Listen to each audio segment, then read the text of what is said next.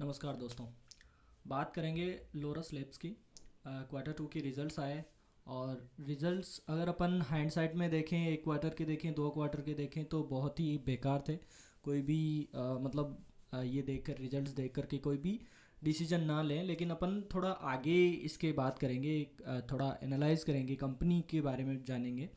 तो अगर अपन कंपनी के बारे में बात करें थोड़ा इधर उधर करके, तो ये जो कंपनी है लोरस लैब्स लिमिटेड, ये चार तरह के बिजनेस सेगमेंट्स में काम करती है। फार्मा कंपनी है, ये तो सबको पता है। चार चार बिजनेस सेगमेंट्स में काम करती है, जिसमें पहला इनका रहता है वो है formulation, API, CDMO, synthesis and bio. ये चारों सेगमेंट्स में ये ऑपरेट करती है, जिसमें सबसे ज़्यादा जो इनका रेवेन्यू आता है वो एपीआई सेगमेंट से आता है।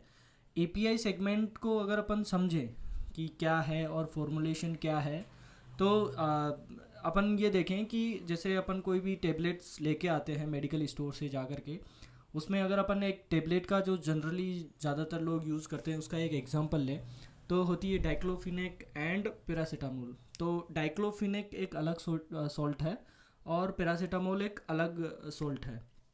दोनों को अगर अपन देखें तो डाइक्लोफिनेक और जो पैरासीटामोल है उसको एक स्पेसिफिक क्वांटिटी के अंदर मिक्स करके जो कंपनी टेबलेट्स बना के बेचती है कंज्यूमर को, वो है फॉर्मुलेशन का काम। मतलब दो एपीआई को निकाला और एक कंपनी ने उसको बना के फॉर्मुलेट करके उसको एक टेबलेट फॉर्म में दिया, वो हो गया फॉर्मुलेशन। एपीआई अगर अपन स्पेसिफिकली बात करें तो जो इसके अंदर जो सोल्ट है, डाइक्लोफिनेक हो गया और पैरासीटामोल हो गया, दोनों एक एपीआई है। जो पैरासीटामोल हो सकता है कोई और कंपनी बनाए और डाइक्लोफिनेक हो सकता है कोई और कंपनी बनाए। दोनों से वो कंपनी बाय करती है रॉ मटेरियल डाइक्लोफिनेक और पैरासीटामोल, उसको फॉर्मुलेट करती है और उसको एंड कंज्यूमर को भेजती है। तो ये इनका मेन ऐसा हो गया। अब एपीआई की बात करें, जैसे डाइक्लोफिनेक हो गया या पैरासीटामोल हो गया, तो इसी तरह से ये ऑनको और ऑन्कोलॉजी जो कैंसर ड्रग्स होती है उनकी, एआरवी एंटी रेट्रोवायरल जो ड्रग्स होती है उनमें ये एपीआई बनाती है उस तरह का। तो एपीआई ये एक हो गया। फार्मा के अंदर एपीआई और फॉर्मुलेशन दोनों को अपने को समझना ज़रूरी है। कुछ काम ये फॉर्मुलेशन का भी करती है, जो दवाइयाँ बना के उनको बेचना। और सीडीएमओ सिंथेसिस जो सेगमेंट है उसकी अगर अपन बात करें, तो सीडीएमओ सिंथेसिस अगर अपन इसको ऐसे समझें कि एक कॉन्ट्रैक्ट आया किसी बाहर की कंपनी से या किसी इंडियन कंपनी से ही इनको एक कॉन्ट्रैक्ट आया कि हमें ये ड्रग डेवलप करना है इस पर्टिकुलर बीमारी के लिए, जिसका अभी कोई है नहीं, या उसको एक लेब चाहिए। जैसे एक कॉन्ट्रैक्ट दे दिया उनको कि ये ड्रग डेवलप करना है और इसको बाद में मार्केटिंग करना है, जो भी करना है वो उनको कॉन्ट्रैक्ट आ गया। तो सीडीएमओ में इस तरह के प्रोजेक्ट्स इनके पास होते हैं। बायो की अगर अपन बात करें तो बायोलॉजिक्स में भी इनका काम है। बायो का अभी इनका बहुत छोटा काम है, बट बायो और सीडीएमओ हाई मार्जिन बिजनेस है। वेरेज जो एपीआई और फॉर्मुलेशन है इनका उतना ज़्यादा मार्जिन नहीं है, लो मार्जिन बिजनेस अपन बोल सकते हैं। तो आगे चलते हैं और Q2 रिजल्ट्स की अपन बात करें तो Q2 रिजल्ट्स को देखते हैं। अगर अपन क्वार्टर टू रेवेन्यूज़ की बात करें तो सबसे ज़्यादा जो इम्पेक्ट आया है वो आया है सीडीएमओ सिंथेसिस बिजनेस की वजह से। सेकंड जो इम्पेक्ट आया है वो एपीआई में भी ईयर ऑन ईयर अगर अपन देखें तो -8% है। बायो में 44%, हालांकि वाई वाई में इंक्रीज है, बट 22% का अगर अपन देखें तो Q O Q quarter on quarter है, नेगेटिव इम्पैक्ट है। अभी सीडीएमओ बिजनेस में जो 69% का नेगेटिव इम्पैक्ट आया उसकी वजह से टोटल रेवेन्यूज़ इनके 22% अगर अपन देखें तो डाउन हो गए। अब यहाँ पे इनके ऑपरेटिंग लीवरेज जो है वो नेगेटिवली इनको इम्पेक्ट किया है, क्योंकि अगर अपन देखें तो रेवेन्यू 22% डाउन हुए हैं, बट जो नेट प्रॉफिट है वो 80 to 85% डाउन हो गया, क्योंकि ऑपरेटिंग लीवरेज पॉजिटिव साइड में भी काम करता है, नेगेटिव साइड में भी काम करता है। अगर अपन वहीं पे बात करें सीडीएमओ सिंथेसिस बिजनेस में ऐसा क्या हुआ, तो एज पर लोरस लेब एक पीओ सप्लाई था लास्ट 3-4 क्वार्टर्स में, जो इन्होंने दिखाया भी है। उस पीओ सप्लाई की वजह से, क्योंकि वो पीओ कॉन्ट्रैक्ट ख़त्म हो गया और वो पीओ सप्लाई इन्होंने ऑलरेडी कंप्लीट कर दी है, तो इसकी वजह से ये इम्पेक्ट दिख रहा है। अगर अपन सीक्वेंसली देखें तो इतना इम्पेक्ट नहीं है। आते हैं बायो बिज़नेस पे। मुझे लगता है ये बायो बिज़नेस इनका जो है आगे आने वाले टाइम में अच्छा करेगा। हालांकि कोई अपन गारंटी नहीं दे सकते, बट इसमें भी क्वार्टर ऑन क्वार्टर अगर अपन बात करें तो 22% का नेगेटिव इम्पैक्ट दिख रहा है। R2 कैपेसिटीज़ के भी लिए भी ये बोल रहे हैं कि दिसंबर 23 तक हो जाएगी। और बायो बिजनेस में इन्होंने 13.2% का एडिशनल स्टेक लिया है, तो ये एक पॉजिटिव इंडिकेशन है कंपनी के लिए। अगर अपन इनके स्ट्रेटजिक इन्वेस्टमेंट की बात करें तो ये 3 जगह पे इन्होंने स्ट्रेटजिक इन्वेस्टमेंट किया हुआ है, इम्यूनोएक्ट, IIT कानपुर और लोरस बायो में। लोरस बायो में इन्होंने इस क्वार्टर में इंक्रीज करके 88% कर दिया है और इम्यूनोएक्ट में 34% इंक्रीज कर दिया। इम्यूनो एक्ट में नवंबर 21 में इन्होंने इनिशियल स्टेक लिया था, उसके बाद में इन्होंने इस क्वार्टर में इंक्रीज किया है स्टेक को। मुझे लगता है कि लोरस बायो और इम्यूनो एक्ट इनके लिए नेक्स्ट रेवेन्यू स्ट्रीम होंगे, क्योंकि इम्यूनो एक्ट जो है वो एक रिसर्च ड्रिवन कंपनी है और एक जो क्या बोलते हैं स्टार्टअप वाला इनके अंदर झील है, तो ऐसा हो सकता है। अभी अगर ब्रेक थ्रू की बात करें जो इन्होंने इस क्वार्टर में अचीव किया है, वो CAR-T सेल प्रोडक्ट जो है वो मेड इन इंडिया इन्होंने लॉन्च कर दिया है जो भी है। और ये इम्यूनो एक्ट की R&D पाइपलाइन का एक पार्ट है और ये कैंसर सेल्स को ट्रीट करने में काम में आता है। इंडिया में पहला ऐसा प्रोजेक्ट है। अगर अपन FY18 से FY23 तक के इनके रेवेन्यू की बात करें तो 24% का CAGR रेवेन्यू आया है, जिसमें सबसे बड़ा जो स्टेक है, सबसे बड़ा जो इम्पैक्ट आया है वो आया CDMO बिजनेस की वजह से। ARV और API जो इनका बिजनेस है उनके 750 करोड़ का इम्पैक्ट दिया है, क्योंकि अगर अपन देखें तो 2000 करोड़ का इनका रेवेन्यू था जो FY23 में होकर के 6000 करोड़ का हो गया। तो ये हमने देखा Q2 रिजल्ट्स को हमने देखा। तो मेन अगर अपन बात करें वापस से Q2 रिजल्ट्स पे देखने के बाद अगर अपन आए तो Q2 रिजल्ट्स में जो सबसे ज़्यादा बड़ा इम्पैक्ट आया वो CDMO सिंथेसिस बिजनेस में आया।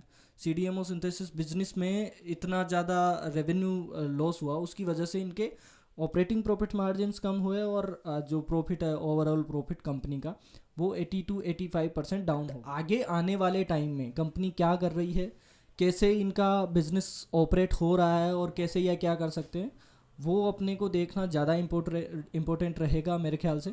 कोई बाय सेल का रिकमेंडेशन नहीं है, बट अपन इसको इस तरह से देख सकते हैं।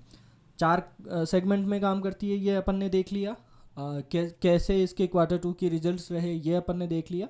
लेकिन मुझे जो अभी के लिए लगता है आगे आने वाले टाइम में इसके जो CDMO सिंथेसिस बिजनेस है और जो बायो बिजनेस है, इसमें ये कंपनी बहुत अच्छा काम कर सकती है आगे आने वाले टाइम में। FY25 और FY26 तक इसके नतीजे अच्छे दिख सकते हैं। कोई बाय सेल रिकमेंडेशन नहीं है। CDMO सिंथेसिस बिजनेस में जो इतना नेगेटिव इम्पैक्ट आया ऑपरेटिंग लीवरेज की वजह से, उसका थोड़ा सा बात करते हैं कि कंपनी के अगर अपन रिजल्ट्स देखें, Q2 रिजल्ट्स देखें और उसमें अपन इनका प्रेजेंटेशन देखें, इन्वेस्टर प्रेजेंटेशन, तो उसमें इन्होंने स्पेसिफिक किया हुआ है कि क्यों इनके जो रिजल्ट्स है वो ख़राब आए। तो अगर अपन उसको देखें, जो हमने देखा भी है पिछली स्लाइड्स में, अगर अपन उसको देखें तो जो इनके 4 क्वार्टर थे Q1 से पहले के 4 क्वार्टर, उनमें एक PO सप्लाई था, इनको एक कॉन्ट्रैक्ट मिला था, बड़ा कॉन्ट्रैक्ट, कोविड का मान लो या किसी और चीज़ का भी मान लो।